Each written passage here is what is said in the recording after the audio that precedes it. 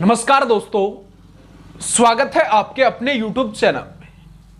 दोस्तों, आज हम जानेंगे फ्रिक्शन लॉस के बारे में कि फ्रिक्शन लॉस क्या होता है और इससे रिलेटिव क्वेश्चंस एग्जाम में किस प्रकार से पूछे जाते हैं और किस तरीके से हमें इनको हल करना है।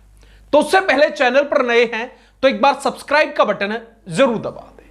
वीडियो अच्छी लगे तो लाइक करें, कमेंट करें, शेयर करें। तो चलिए फ्रेंड्स, अधिक समय ना लेते हुए टॉपिक को शुरू करते हैं। फ्रिक्शन लॉस को जानने से पहले थोड़ा सा बात कर लेते हैं वाटर हैमर के बारे में कि वाटर हैमर क्या होता है। देखिए, जैसे कोई गतिशील वस्तु है, वो एक दिशा के अंदर जा रही है और उस वस्तु को हमने रोक दिया एक स्थान के ऊपर। तो रोकने के पश्चात गतिशील वस्तु के अंदर उस स्थान के ऊपर बहुत अधिक मात्रा में प्रेशर या ऊर्जा इकट्ठी हो जाती है। फॉर एग्जाम्पल, जैसे अपने पास ये फायर टेंडर है और इस फायर टेंडर से हमने होज को जोड़ करके और पानी लेना है। अब पानी जो है वो इस होज के अंदर कंटिन्यू जा रहा है, तो होज के अंदर कौन सी गतिज ऊर्जा हुई? एक दिशा के अंदर जा रहा है। अगर इस होज को हम इस स्थान से मोड़ दें, इस स्थान से, तो क्या जितनी गति से पानी सीधे होज के अंदर जा रहा है या फिर मोड़ने के पश्चात भी उतनी ही गति से जाएगा? तो इतनी गति से पानी नहीं जाएगा, क्योंकि जो ही हम इस होज को मोड़ते हैं तो उसके कारण जो पानी का जो प्रेशर है वो क्या हो जाता है? डाउन हो जाता है, कम हो जाता है।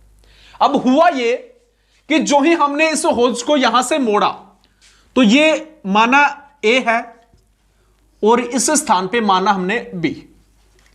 ए से बी के अंदर जो गतिज ऊर्जा जो थी वो किसके अंदर अब कन्वर्ट हो जाती है? प्रेशर एनर्जी के अंदर कन्वर्ट हो जाती है।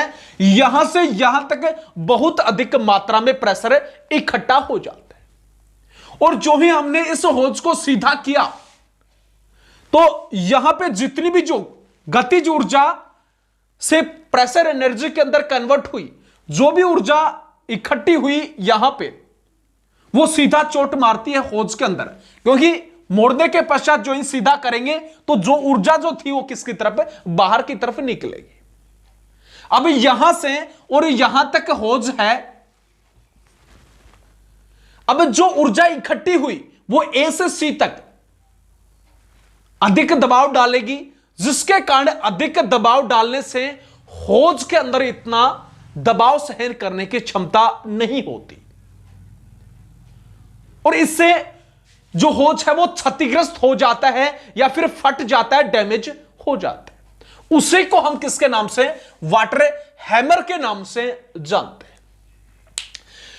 अब बात करते हैं क्वेश्चंस के बारे में कि किस प्रकार से हमें क्वेश्चंस दिए जाते हैं।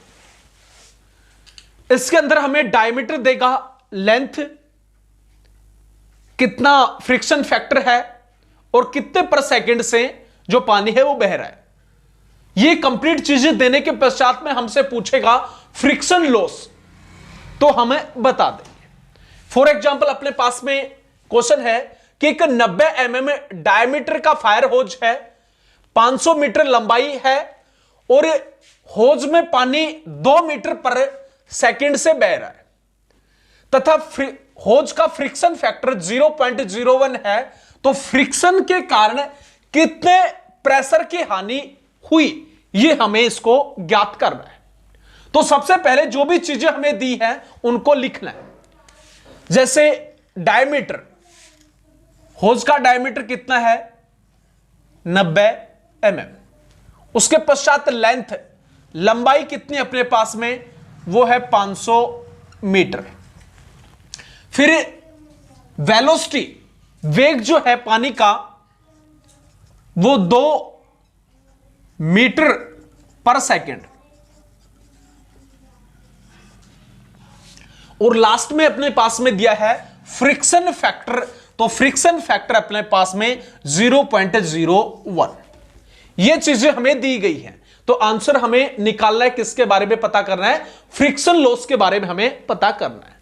इसका जो फॉर्मूला होगा वो होता है 20F LV² और डिवाइड करना है किससे, 90 से।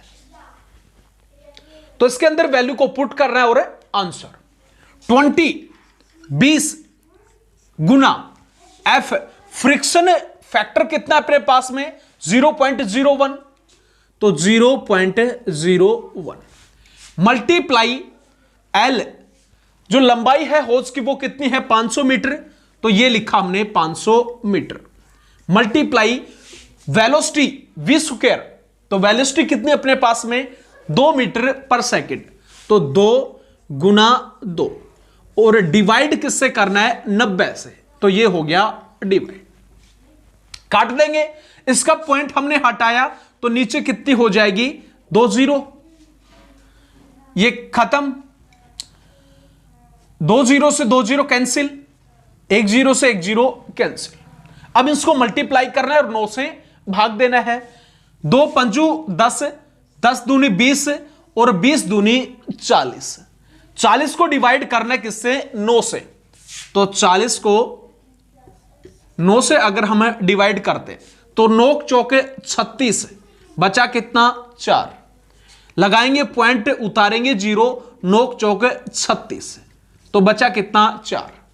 तो इतना ही अगर पूछा जाए तो यहां तक हमें भाग देना है, आगे पूछे तो आगे भी हमें सोल्व करना है।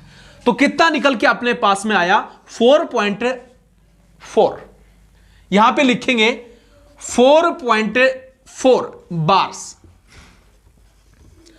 तो कितना अपने पास में फ्रिक्शन लॉस निकल के आया 4.4 बार्स। तो इस प्रकार से जो क्वेश्चंस होते हैं उनका हमें आंसर निकालना है। यह थी आज की क्लास कि किस तरीके से हम फ्रिक्शन लॉस निकाल सकते हैं। तो वीडियो अच्छी लगी तो लाइक करें, कमेंट करें, शेयर करें। इसी प्रकार की इंटरेस्टिंग वीडियो आप तक आती रहेगी। तब तक के लिए जय हिंद, जय भारत।